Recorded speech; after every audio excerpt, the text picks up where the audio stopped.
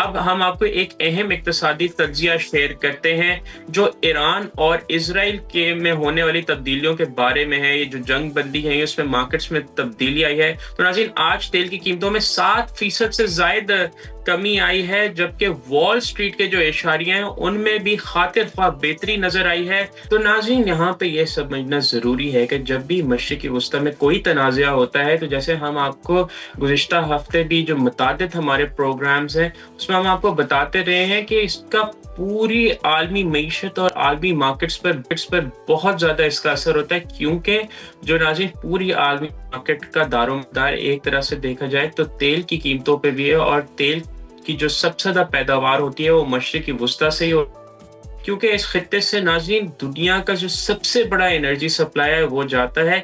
लेकिन आज जो भी कुछ हुआ वो उसके बरक्स था। लेकिन ये जो जंग बंदी हुई है ये अलग बात है कि ये कब तक जो है बरकरार रहती है, लेकिन इससे जो अदम इस्तेहकाम के बादल कुछ ज़रूर छटे हैं और उसके रिजल्ट्स नज़र आ रहे हैं मार्केट्स में। तेल की कीमतों में 7.2% की गिरावट देखी गई, और वो जो $70 को भी पार कर गया था वो तकरीबन $78 फी $1 फी बैरल हो गई।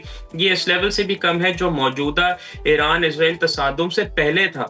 ये वाज़ेह तौर पे जाहिर करता है कि मार्केट्स को लग रहा है कि ये अब तनाज़ा या बिल्कुल ख़त्म हो चुका है या अब ख़त्म होने वाला है। तो ये एक अच्छा साइन है, और बेसिकली कैपिटल मार्केट्स में भी एक अच्छा ट्रेंड देखने को आया। आज सुबह आपने देखा होगा कि पाकिस्तान की स्टॉक मार्केट भी 4200 पॉइंट से ऊपर जा चुकी है। इसमें एक बहुत फास्ट मूवमेंट आई है।